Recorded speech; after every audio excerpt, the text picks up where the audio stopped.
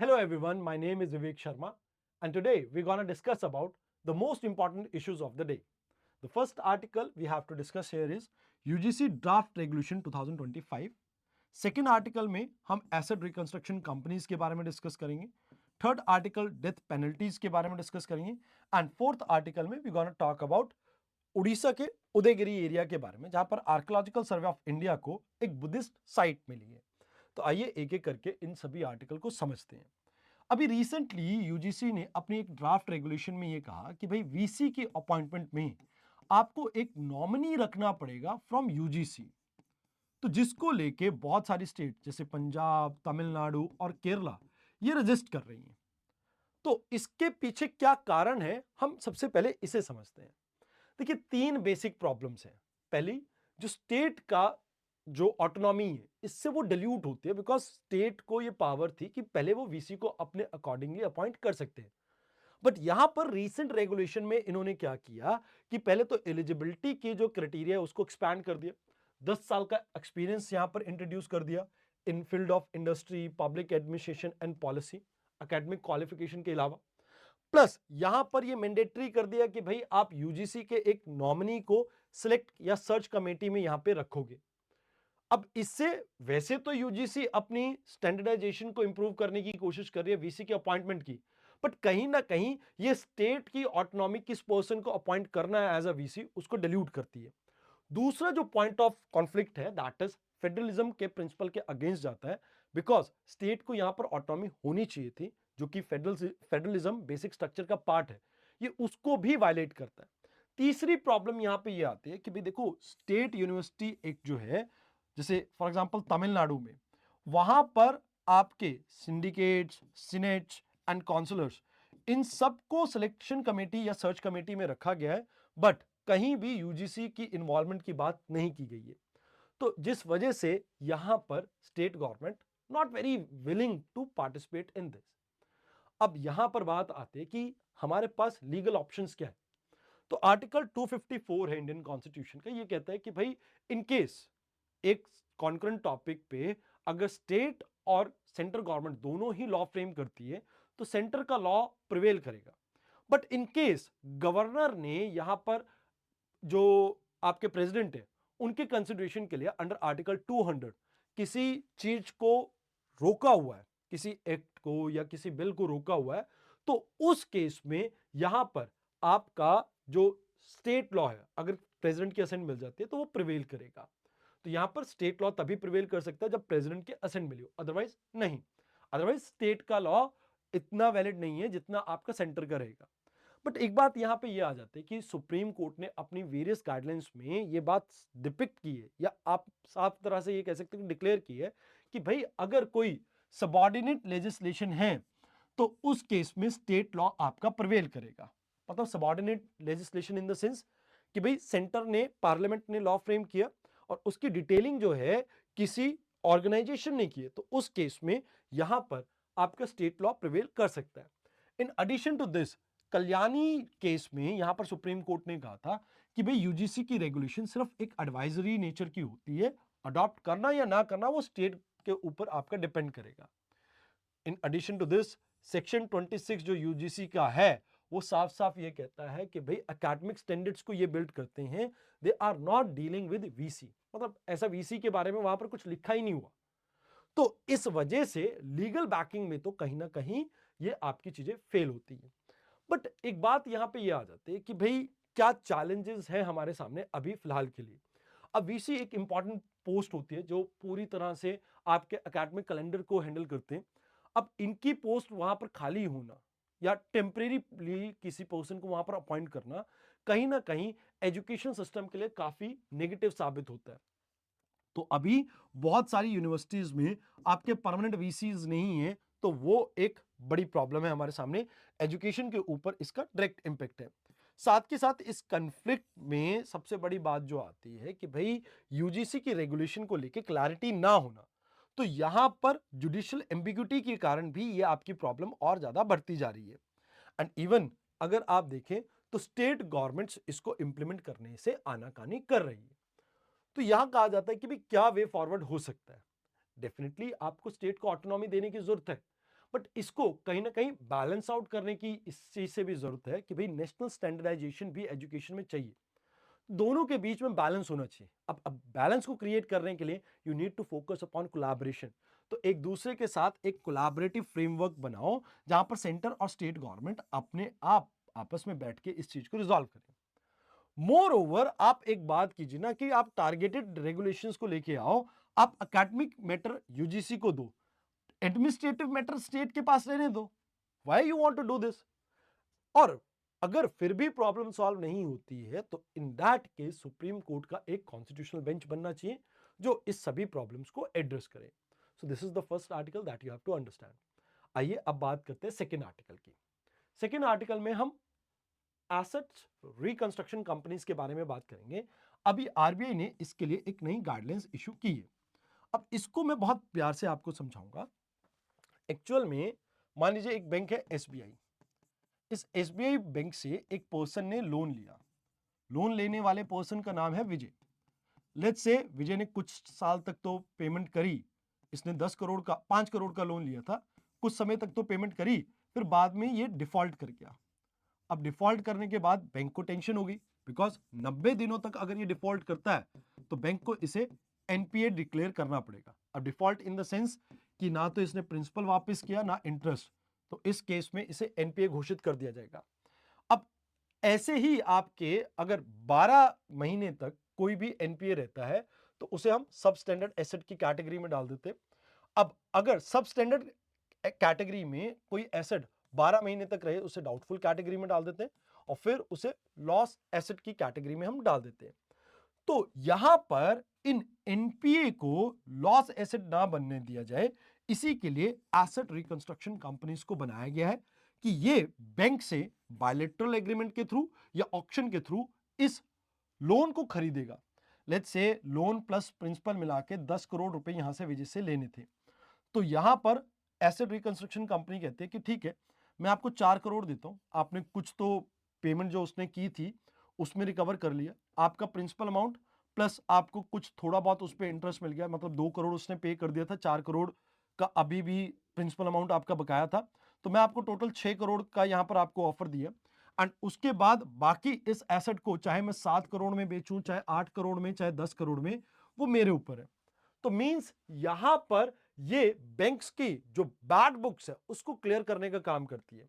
तो मतलब इसका ऑब्जेक्टिव क्लियर है कि एनपीए को खत्म करना, दूसरा बैंक्स की एफिशिएंसी इंक्रीज करना, बिकॉज बैंक अगर हर टाइम ये सोचता रहे कि भाई लोन वापस नहीं आया, लोन वापस नहीं आया, तो वो आगे अपना काम कैसे करेंगे, लोन देने का काम कैसे करेंगे।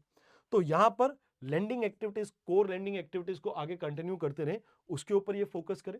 इवन फाइनेंशियल स्टेबिलिटी आती है, बैंक के एनपीएस क्लियर होते हैं तब, एंड इससे जो कॉन्फिडेंस है इन्वेस्टर्स का वो इंक्रीज होता है। तो दैट्स व्हाई यहां पर एसेट रिकंस्ट्रक्शन कंपनीज बहुत ज्यादा इंपॉर्टेंट हो जाती है। अब इनमें ट्रांसपेरेंसी का इशू आ रहा था, तो अकाउंटेबिलिटी को इंक्रीज करने के लिए जो आपका आरबीआई उसने कुछ गाइडलाइंस इशू की। पहले तो ये कह दिया कि भाई आपका जो ओवरऑल पूल है that is net owned fund, ये आपका 300 करोड़ कर लो। पहले ये 200 करोड़ हुआ करता था, उससे पहले 100 करोड़ होता था, अब हमने कितना कर दिया, 300 करोड़ कर दिया। अब इसमें हमने एक चीज और ऐड कर दी कि भाई आप जो मैनेजमेंट में लोगों को अपॉइंट कर रहे हो, आप एक काम करो, उनकी मैक्सिमम एज 70 से ऊपर नहीं होनी चाहिए, 5 साल का एक टेन्योर होना चाहिए, टोटल 15 साल से ऊपर का टेन्योर नहीं होना चाहिए। तो जो भी पर्सन यहां पर एमडी, सीईओ या होल टाइम डायरेक्टर्स बनेंगे तो उनके लिए आपने गाइडेंस इशू कर दी। इन एडिशन टू दिस आप कैपिटल एडुकेसी रेशियो, यानी कि आपका कैपिटल और जो आपके डेट है, रिस्क, हाई रिस्क डेट है, उसका बीच का जो रेशियो है वो 15% से ज्यादा नहीं होना चाहिए। मतलब बहुत ज्यादा आप एक्सपोज नहीं होने चाहिए रिस्क की तरफ। इन एडिशन टू दिस आप जो भी आपका कैपिटल है आप उसको बिल्डिंग, लैंड इनमें नहीं लगाओगे। आप अपने लिए बिल्डिंग ऑफिस के लिए लेनी है या कुछ आपके खुद की कंपनी के लिए लेनी है तो वो ठीक है, बट उसके अलावा आप बिल्डिंग्स या लैंड खरीद नहीं सकते हो। यहां पर यह भी कहा गया कि भाई सरफासी एक्ट, क्योंकि ये पूरी जो कंपनीज है ये सरफासी एक्ट के अंडर, जो कि हेल्प करती है आपको ऑक्शन करने में किसी भी डेट एसेट्स को, तो उसके अंडर यहां पर कहा गया कि भाई आपके सभी एसेट रिकंस्ट्रक्शन कंपनीज के ऊपर जो इसके अंडर रजिस्टर्ड है, ये डायरेक्शन सभी के ऊपर एप्लीकेबल होगी। एंड यहां पर रिपोर्टिंग मैंडेटरी कर दी कि भाई इन केस आपको लगता है कोई धांधलेबाजी चल रही है तो इरेगुलरिटी को आपको रिपोर्ट करना पड़ेगा ताकि ट्रांसपेरेंसी एंड अकाउंटेबिलिटी को हम इंप्रूव कर सके। तो यहां पर आपको यह चीज समझनी है कि एसेट रिकंस्ट्रक्शन कंपनीज जो होती हैं वो सरफासी एक्ट के अंडर काम करती है प्लस आरबीआई की सुपरविजन में काम करती हैं। अब यहां पर आरबीआई ने वैसे और भी बहुत सारे स्टेप्स लिए थे ताकि हम एनपीएस को कम कर सके। जैसे फर्स्ट थिंग आपको याद होगा इंसॉल्वेंसी एंड बैंक्रप्सी कोड के बारे में रिसेंटली हमने पढ़ा था, तो वो भी इसी की फ्रेमवर्क में आता है। देन सरफासी एक्ट जिसके थ्रू हम ऑक्शन करते हैं किसी भी डिफॉल्ट एसेट्स को, तो वो चीज आ गया। एसेट क्वालिटी रिव्यू ये आरबीआई कंडक्ट करता है ताकि हमें एनपीए की एक ट्रांसपेरेंट इंफॉर्मेशन मिल सके। Public sector asset rehabilitation agency पारा जो हाई वैल्यू एनपीए से डील करता है आपका। देन आपका नेशनल एसेट रिकंस्ट्रक्शन कंपनी, ये अगेन आपका बैड बैंक की तरह काम करता है, ये भी इसी तरह की चीजों को आपके रिजॉल्व करने की कोशिश करता है। Then in addition to this Indradhanush योजना भी हम इसी ऑब्जेक्टिव से लाए थे कि एनपीए इंडिया के अंदर हम कम कर सकें। अब प्रॉब्लम्स है बहुत सारी इंडिया के अंदर जिसकी वजह से ये इफेक्टिव नहीं हो पाती। जैसे आप किसी भी एसेट को लिक्विडेट कर रहे हो तो उसमें बहुत ज्यादा लंबा समय लग जाता है। फिर इससे दूसरी प्रॉब्लम जनरेट होती है कि एसेट की वैल्यू डिप्लीट करती है। फिर एसेट की वैल्यू के ऊपर आपको कहीं ना कहीं इशू जनरेट होते हैं एंड इससे कहीं ना कहीं और ज्यादा डिले हो जाता है आपका पूरा प्रोजेक्ट। अब यहां पर कई बारी जो जैसे फॉर एग्जांपल मैं हूं, मैंने किसी प्राइवेट कंपनी से भी पैसा ले रखा है और गवर्नमेंट बैंक से भी ले रखा है, तो प्राइवेट प्लेयर चाहेगा नहीं यार मेरा पैसा पहले वापस आए। तो यहां पर कई बारी ऐसा भी हो जाता है कि भाई जो बॉर्वर है या इवन जो डेट देने वाले हैं वो भी लिटिगेशन में डाल देते हैं। लिटिगेशन में जाने के बाद रिकवरी और ज्यादा डिले हो जाती है। एंड मोर ओवर इंसॉल्वेंसी के अंदर हमने पढ़ा था कि भाई हमारे पास बहुत अच्छी क्वालिटी ऑफ प्रोफेशनल्स यहां पर नहीं है। तो यहां पर हमें अब क्या करना चाहिए? एक तो पहली बात तो आप फ्रेमवर्क और ज्यादा बेटर कीजिए ताकि ये डिलेज आप रिड्यूस कर सके। इन एडिशन टू दिस आप ऑल्टरनेटिव मैकेनिज्म्स के ऊपर फोकस करो जहां पर मीडिएशंस वगैरह जैसे आप यूज कर सकते हो, वन टाइम सेटलमेंट के लिए जा सकते हो। इवन आप जो आपके इंसॉल्वेंसी के अंडर जो प्रोफेशनल्स हैं उनकी कैपेसिटी बिल्डिंग के ऊपर फोकस कर सकते हो। एंड साथ के साथ आप आपस में वेरियस एजेंसीज ग्रुप्स का कोऑर्डिनेशन इंप्रूव कर सकते हो ताकि ओवरऑल ये जो प्रॉब्लम है इसको हम एड्रेस कर सके। तो these are the things that you have to keep in mind in this article. Now let's talk about the next article. Life long imprisonment जो कोलकाता केस है इसमें उम्र कैद की सजा दी है।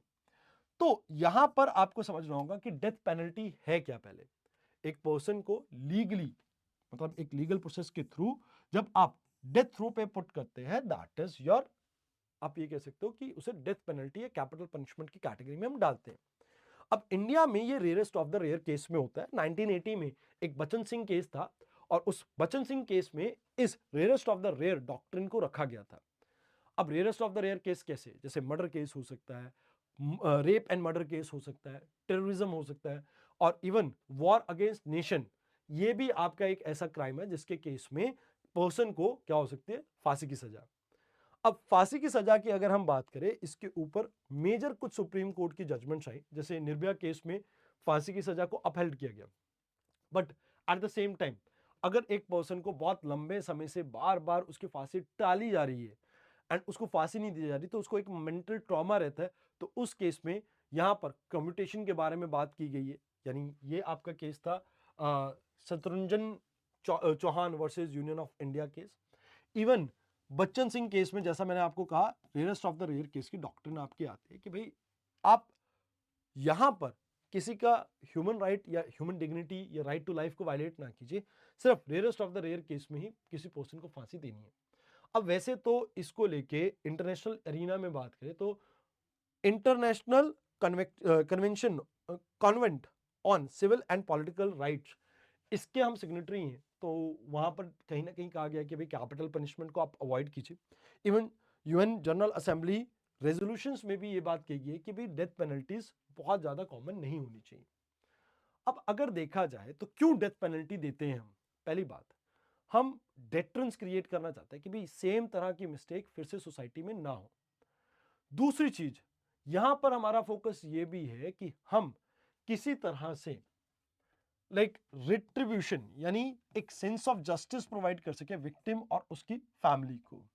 इवन पब्लिक सेंटिमेंट्स को भी ध्यान में रखते हुए पब्लिक आउटरीच को भी ध्यान में रखते हुए डेथ पेनल्टीज काफ़ी कॉमन हो जाती है। एंड लास्ट में मैं ये कहना चाहूँगा कि हम सोसाइटी को प्रोटेक्ट करना चाहते हैं एक्सट्रीम क्रिमिनल से, या आप ये कह सकते हो कि बहुत ज़्यादा बड़े क्रिमिनल से, तो इस वजह से भी यहाँ पर ये ज़रूरी है।